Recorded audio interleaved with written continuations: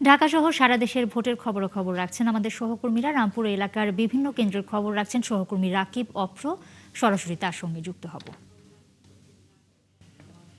রাকিব, আপনি এই মুহূর্তে কোন কেন্দ্রে আছেন?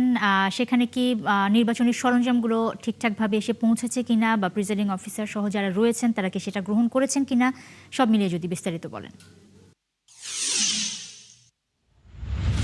নুসরাত, আমরা দুপুরের পর থেকে বেশ কয়েকটি কেন্দ্র পরিদর্শন করেছি, বিশেষ করে ঢাকা 11 আসনের।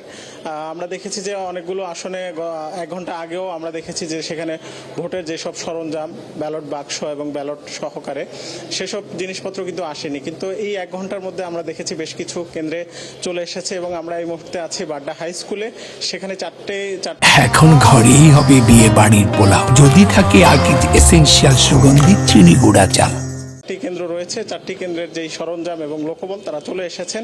আমরা যদি একটু আপনার মাধ্যমে দর্শকদের দেখাতে চাই, এখানে এটির মধ্যেই কিন্তু আনসারের যে সদস্যরা আছেন এবং পুলিশ সদস্যরা এসেছেন, এবং ভোট কেন্দ্রে যে গোপন যেই কক্ষটি, সেই কক্ষ সাজানো হয়ে গেছে অনেক ক্ষেত্রে। এবং আমরা এখানে যেই প্রিজাইডিং অফিসার, পোলিং অফিসার যারা আছেন এবং আইনশৃঙ্খলা রক্ষাকারী বাহিনীর যে সদস্যরা আছেন তাদের সাথে কথা বলেছে যে আসলে কালকের জন্য তারা কতটুকু প্রস্তুত আছে লোকবল এবং সরঞ্জামের দিক থেকে।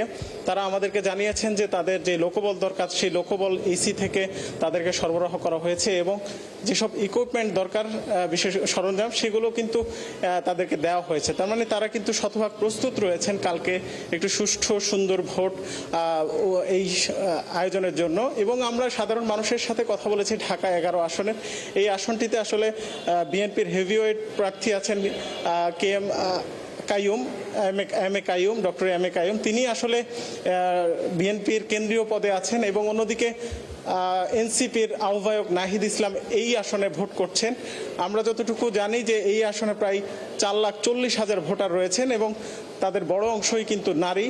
তো সেই হিসাবে নারীদের ভোট আসলে যেদিকে যায়, এবং এখানকার যে স্থানীয় ভোটাররা আছেন তারা যাকে যোগ্য মনে করেন সেই কিন্তু এই আসন থেকে জেতার সম্ভাবনা রয়েছে। এবং আইন শৃঙ্খলা রক্ষাকারী বাহিনীর যে প্রস্তুতি এবং স্থানীয়দের যে ভাষ্য, এই এলাকায় আসলে গন্ডগোল বা কোনো ধরনের অনাকাঙ্ক্ষিত পরিস্থিতি হওয়ার খুব একটা আশঙ্কা নেই।